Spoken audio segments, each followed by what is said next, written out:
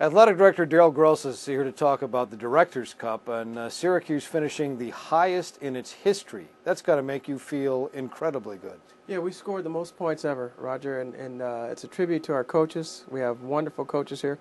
We told everyone that our mission when we got here 4 years ago, there was no more such thing as Tier 2 sports, that everything was going to be Tier 1. And if that we're going to play it to compete for championships, to be involved in NCAA tournaments, and to accelerate the program and enhance it. Our goal still is to be a top 25 program. But to score this many points this year and to have our all-time scoring record at Syracuse was very, very fulfilling.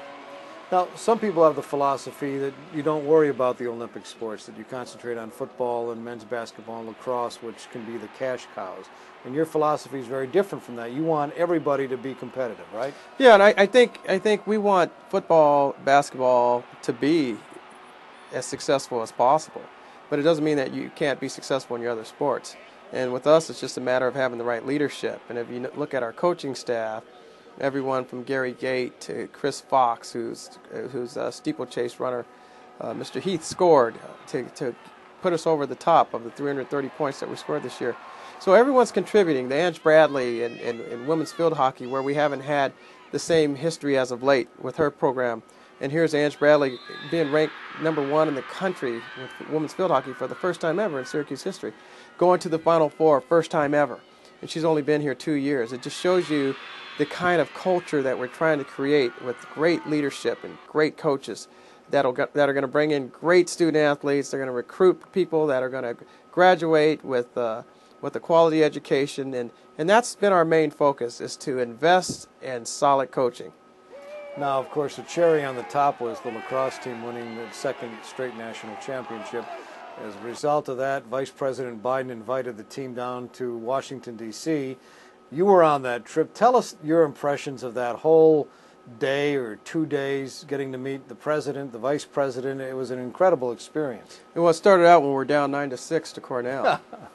And we were all thinking about that up in the box. But that team fought so brilliantly and came back and won. Obviously, we all have seen that's well documented. But to go to the White House with these young men and Coach Desko and his staff that did a tremendous job, and family members and those type of things, was just quite an honor.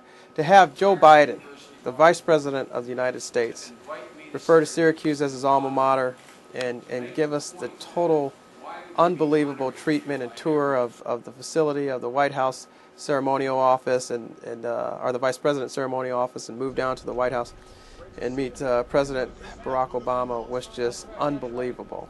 And for him to reach out that way really shows the significance of Syracuse as a great private university with the intimacy that can create Carmelo Anthony that gives money to name the Carmelo Anthony Center, to have a Joe Biden who graduated from law school here and just so heartfelt his love for Syracuse, and for him to treat us that way and be able to hang out with them for hours upon hours one night while he gave us total access to him. And to meet the president and to have that engagement for our student athletes, that's like no other, for them to get that experience.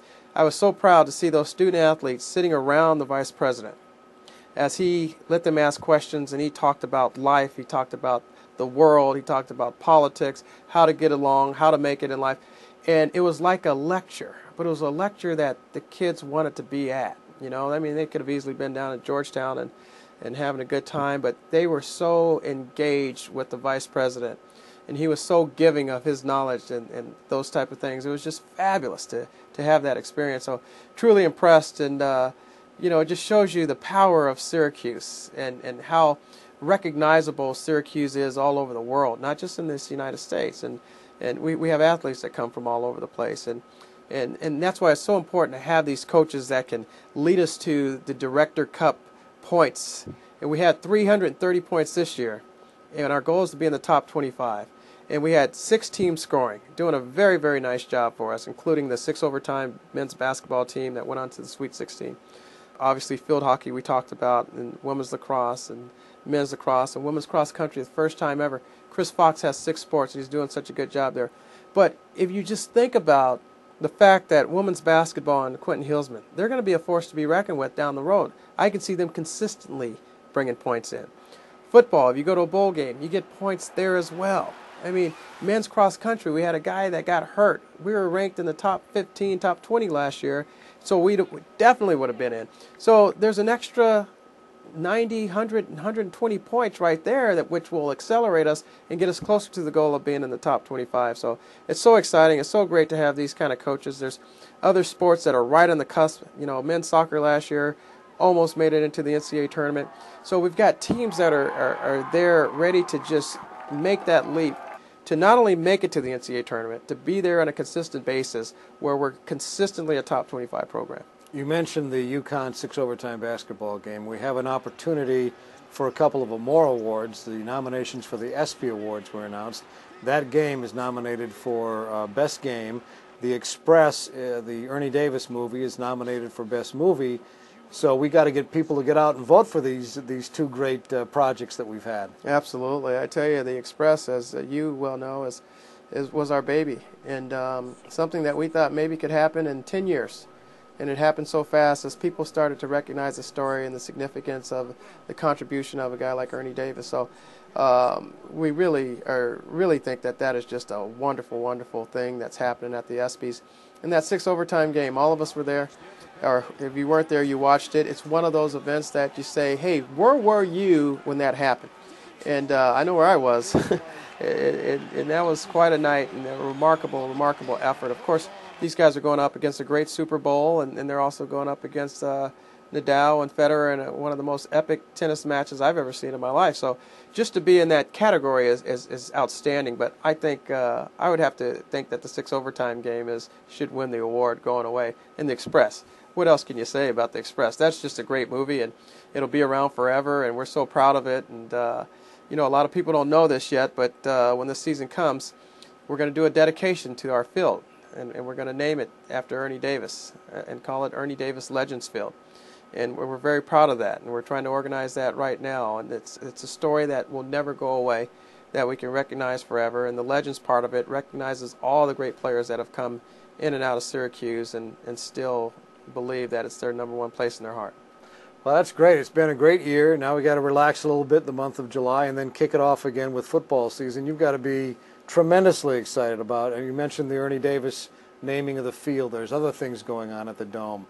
You know, a whole new era with football beginning. Are you really excited to get to that point now? Well, absolutely. I'm excited for Doug Marrone and what he brings to the table. I think Doug has just been fantastic since he's hit the ground running.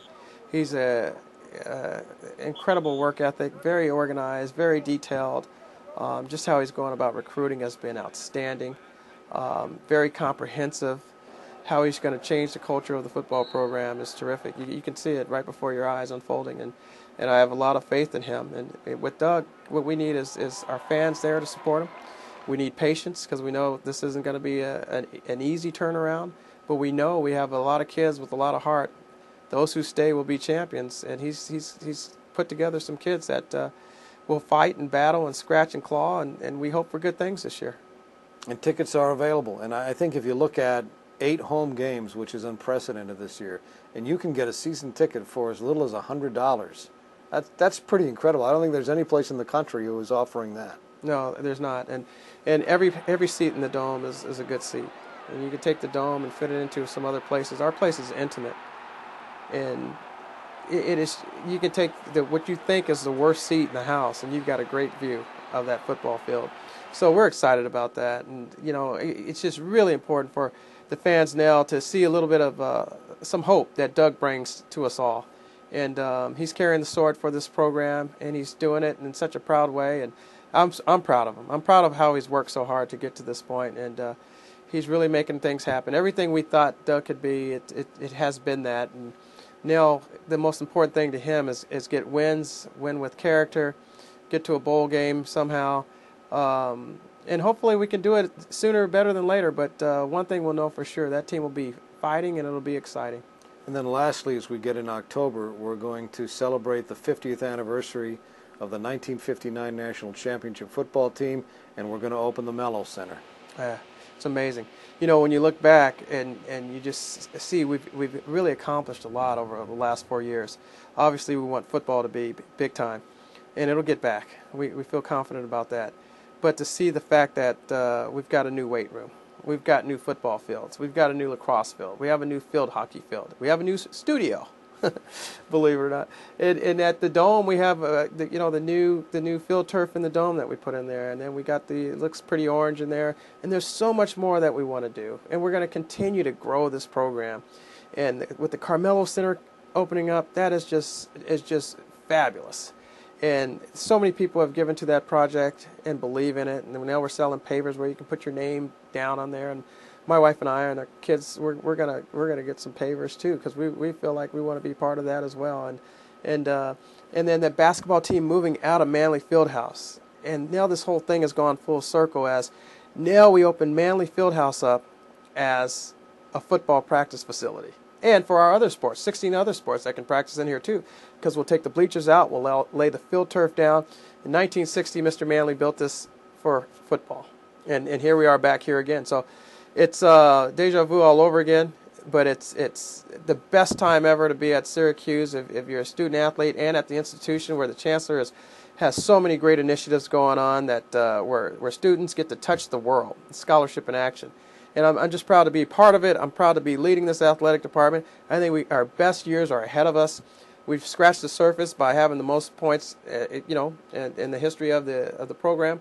But now we're going for more, and we're not going to stop.